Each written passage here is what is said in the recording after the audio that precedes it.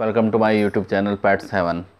तो आज का हमारा टॉपिक है कि हम फीमेल को कब मैट कराएं और मैटिंग के बाद क्या सावधानियां बरतें। अभी फ़िलहाल मेरी फ़ीमेल अभी 2 दिन पहले ही मैट हुई है।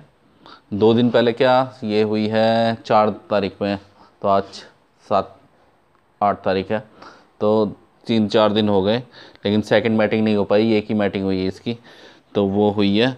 तो उसके बारे में बताएंगे हम कि हमने कैसे मैटिंग कराई और क्या क्या सावधानियां रखनी है और उसके बाद क्या सावधानियां रखनी है।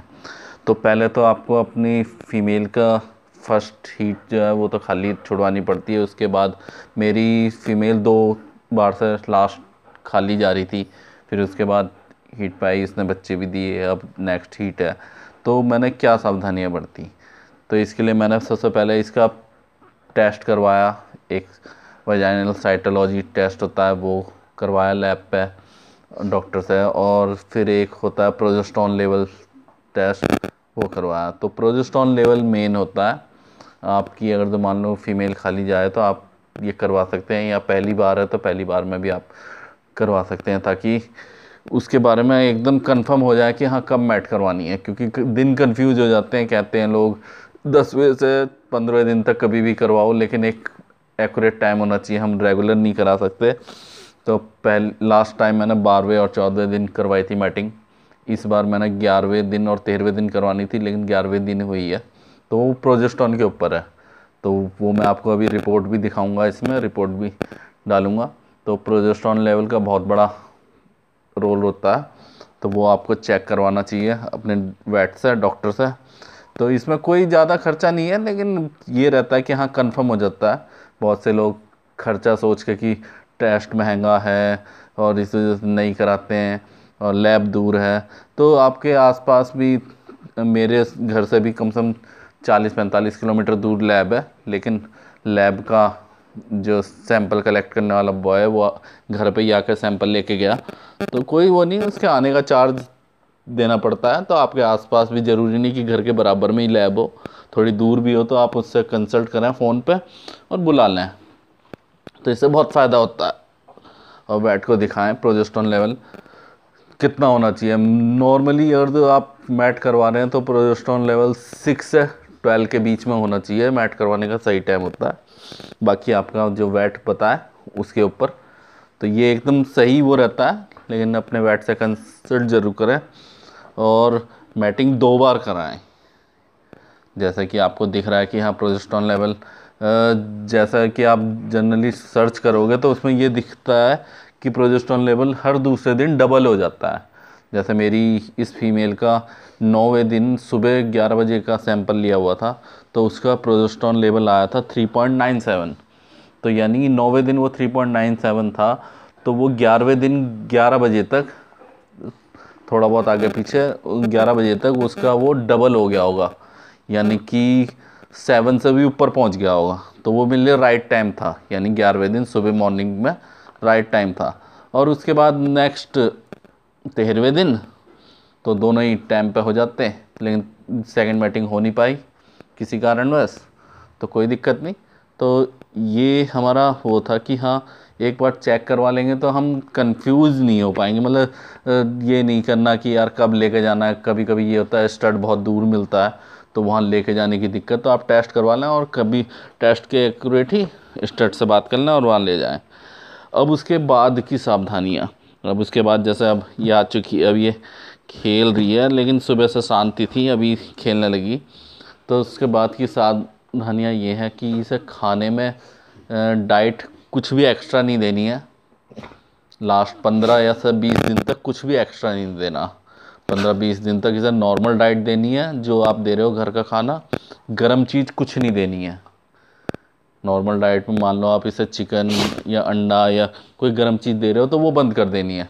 इसे नॉर्मल ठंडी डाइट देनी है, चाहे दही हो, जो भी ठंडा हो, चावल हो, गर्म चीज़ कुछ नहीं देनी। और जितनी आप क्वांटिटी में देते हो उससे कम देनी है।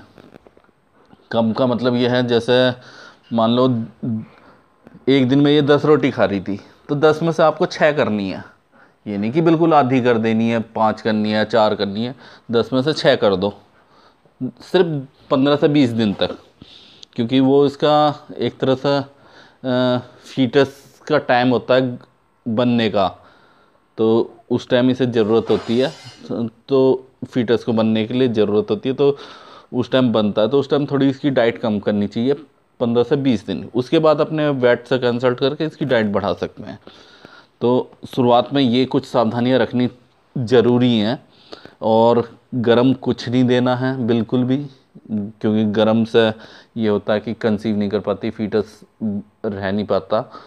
तो एक उछल कूद नहीं करने देनी है बिल्कुल भी। और तुम्हारा सबसे मेन, सीढ़ियों पे नहीं चढ़ने देना है। सीढ़ियों पे आना जाना कुछ दिन के लिए बिल्कुल बंद, जब तक हो सके तो डिलीवरी ना हो जाए तब तक तो सीढ़ी वीढ़ी नहीं चढ़ने देना चाहिए। हैं, ज़्यादा भागा दौड़ नहीं। आप हो सके तो जैसे खुली रहती हो तो अलग बात है, वरना बांध के इसे रख सकते हैं कुछ दिन, 15-20 दिन, ताकि ये उछल कूद कम करे। अब हम इसे नॉर्मली खुला रखते हैं, लेकिन अब 10-15 दिन से बांध के रखेंगे, क्योंकि हमारे पास दूसरी भी 2 ब्रीड हैं, ये उनके साथ खेलती रहती है, तो अब 10-15 दिन नहीं खेलेगी और ये अपना यहीं रहेगी। वैसे तो ये नॉर्मली शांत हो जाती है, अब शांति है, सुबह से आराम से लेटी हुई है, बैठी हुई है, ज़्यादा उछल कूद भी नहीं कर रही। तो धीरे धीरे इसका यही मूड हो जाएगा, सोएगी ज़्यादा, फिर सोने के बाद इससे ज़्यादा उछल कूद के वो नहीं करेगी। तो अभी तो 4-5 दिन ही हुए हैं, तो इस वजह से अभी तो थोड़ी नॉर्मल होने में वो लगेगी। बाकी हमने इसकी डाइट भी कम कर दी है। और आप लाने के बाद इसे वो डाइजिन देना शुरू कर दें। डाइजिन एक ये रहती है, गैस नहीं बनाती पेट में, और गैस नहीं बनती तो इसके पेट में कोई दिक्कत नहीं आती, पेट में दिक्कत नहीं आनी चाहिए। तो इसलिए डाइजिन सुबह शाम 5-5 ml देना शुरू कर दें। डाइजिन बहुत अच्छी चीज़ है, ताकि गैस ना बने।